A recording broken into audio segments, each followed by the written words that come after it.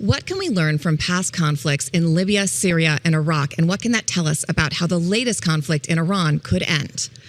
Quote, history does not predict the fate of the Islamic Republic, Sir Lawrence Freedman writes in this week's Forecast newsletter. But history, he says, does issue warnings. Sir Lawrence is emeritus professor at war studies at King's College London with a Substack called Comment is Freed, and he joins us now. Sir Lawrence, thank you very much for being here. And I want to start with the disagreement that we see among administration officials here in the U.S. No clear, unified rationale for this war. And I'm curious what history tells us about the potential problems or perils of going to war without a clearly identified goal or mission. Well, it tells us it's a bad idea. I think the problem is that there are things that the administration identified that it could do, and to some extent these are its war aims and can be achieved. They can do things to the nuclear program that they thought they'd done last June, but maybe need doing again. They can degrade the missile capabilities, production of Iran. They've taken out an awful lot of its navy. All of those things can be done, and if you wanted to say they were a success, you could do. But they said they were going to do more. They said they were going to achieve regime change, but they've got no obvious means of doing so. So that's getting a bit played down. But what they didn't do is prepare their allies or the US people for the things that Iran might be able to do. You talk a little bit about the pros and cons of achieving those objectives with or without boots on the ground. You know, the problem that you write is that not having boots on the ground is a good way to avoid getting caught up in a long and frustrating conflict, but it also makes it harder to guide the final outcome or achieve your goals and could last longer, I guess, right? I think, the difficulty you've got is that if you put good boots on the ground, as it's normally put land forces in. First, it doesn't necessarily itself guarantee success, as the Russians have found in Ukraine. And remember, Iran is a country of 90 million people. But then you've got the country. Then you're responsible for its occupation and administration. And Iran is in a mess. I mean, economically, never mind what's the battering it's recently taken. So understandably, the administration doesn't want to have any part of that. But that means that it's got no means of dealing with the regime.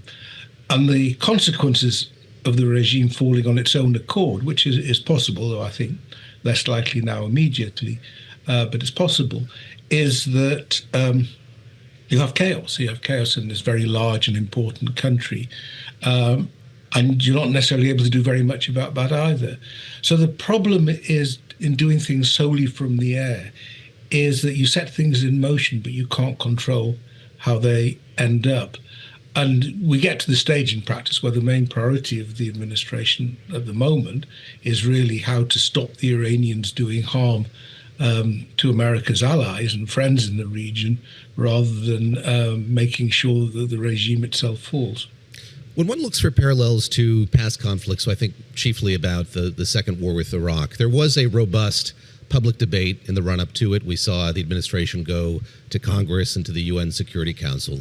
That, of course, didn't happen this time around. And I'm curious what that says to you about the likely trajectory, not trying to amass a coalition of allies internationally or indeed domestically. Well, I think first, when things go wrong, you own it. I mean, this is President Trump's war, to some extent Bibi Netanyahu's war. They own it. If things go wrong, they get the blame. Secondly, allies have got reason to be quite cross that their economies have been put in jeopardy. People are getting killed. It's all very stressful, and they weren't really warned in advance. They weren't consulted on the wisdom of all of this. They may have put in their views, but as we know with this administration, the way that decisions get made can be quite abrupt, and depending on the mood of the president.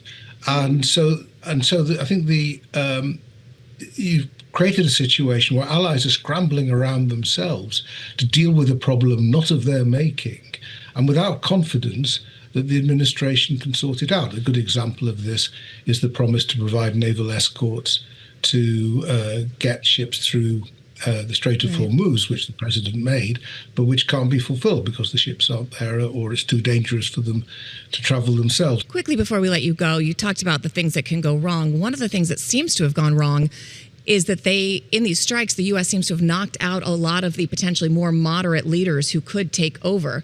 Is there a possibility that the Trump administration ends up with a regime that doesn't fall and is more extreme than the one it replaced? Yes, I mean, to be honest, I think the likelihood that they would find some pragmatic guy who would do the same job that was done by the number two in Venezuela was always a bit fanciful. But certainly the Israeli strikes went further than the Trump administration seems to have expected. We're now in a position essentially where the IRGC, the Revolutionary Guard, is running the country. The hardliners are in charge at the moment. That's why they took risks with Hezbollah for hitting Israel from Lebanon, and are now seem pretty determined to push this as hard as they can. You know, from their perspective, they've got quite a coalition ranged against them, so they've got to take advantage of their main leverage at the moment was the damage to the international economy while they can, and see if they can get some guarantees from everybody else out of that. So, you know, this is a regime fighting for its survival, and will fight hard. Sir Lawrence, thank you very much. That's Sir Lawrence Freedman, Emeritus Professor of War Studies at King's College London. You can read more of his essay and get a jumpstart on your week ahead with the Forecast newsletter. Subscribe at bloomberg.com/newsletters. We're coming up on 9 a.m. in New York. Ahead, we're going to speak with Democratic Congressman Adam Smith. He's the ranking member on the Armed Services Committee. Bloomberg This Weekend continues right after this.